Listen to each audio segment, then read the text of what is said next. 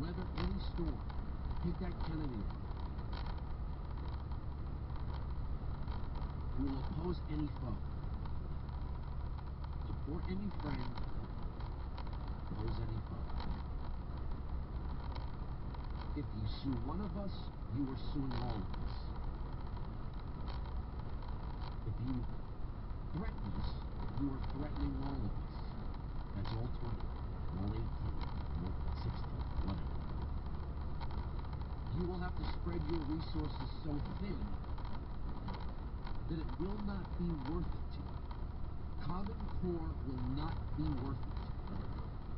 The exchange will not be worth it to you.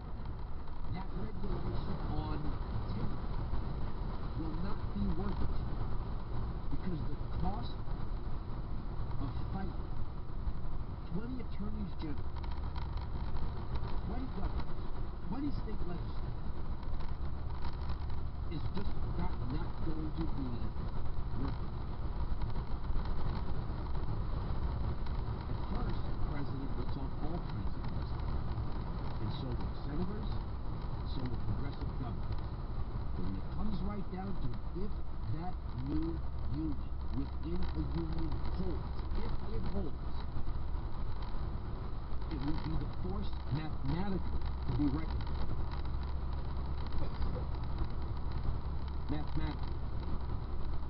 Does the government have enough resources, debt, deficit, social obligations that it continues to commit itself to also take on the fight against 20 states that refuse to abide?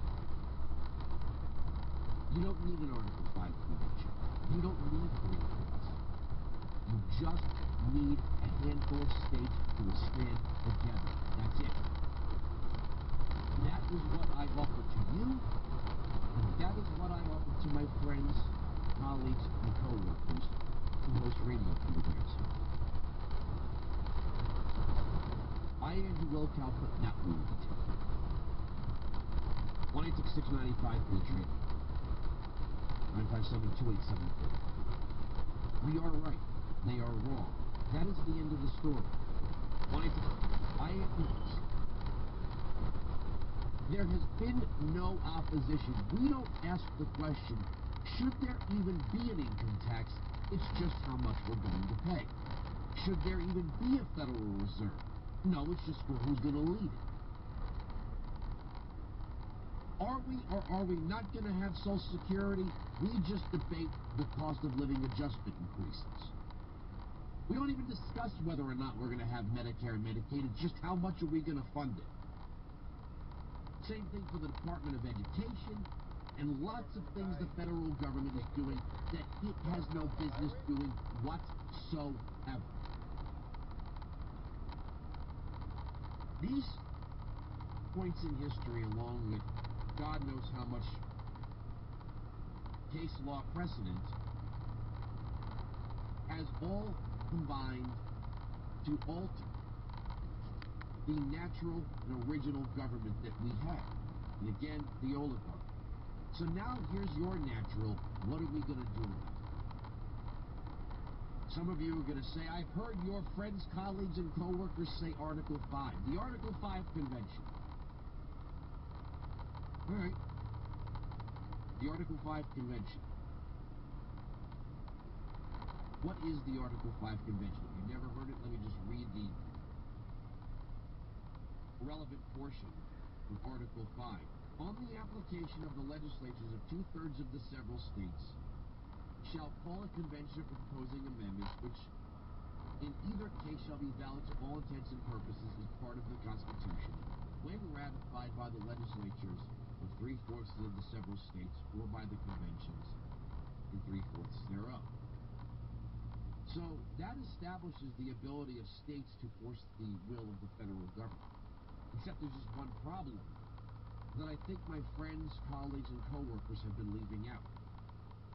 And that is the number of states when Article 5 was written. Then there was 13. Now there's 50. So let me propose something to you, and I've never asked you to do this before, ever, that you can take I have not sent an email to any of my friends, colleagues, and coworkers. I have not warned any of them that I was going to do this, but I'm going to offer this a peaceful rebellion. I will cut the number of states down to, let's just arbitrarily pick 20. If 20 conservative-minded states, 20, that is not 2/3, it's not 3/4, 20, including Texas, created a new union within the union. 20 states binding themselves in agreement and resources and steadfastness to reject federal laws would force the federal government to do the math on combating 20 states. You see, if it were just Texas, it's Texas versus the U.S. The United States has more resources than any one state, including Texas. But if it were Texas, Oklahoma, Mississippi, Alabama, Georgia, Idaho, Montana, North Dakota, South Dakota, South Carolina, a handful of others, and they said, we will not implement common core. We will not operate these exchanges. We will not accept these regulations. Then the federal government has to do the math on the cost. First in the courts, then perhaps with legitimate force. What is the federal government? What's Obama going to do? Is he going to surround these 20 states with tanks? Is he going to drop bombs on their state capitals? No, he's not. He's not going to do that. Barack Obama is not going to march federal troops into 20 states. You've heard county sheriffs have the guts to talk like this. If a county sheriff has the heart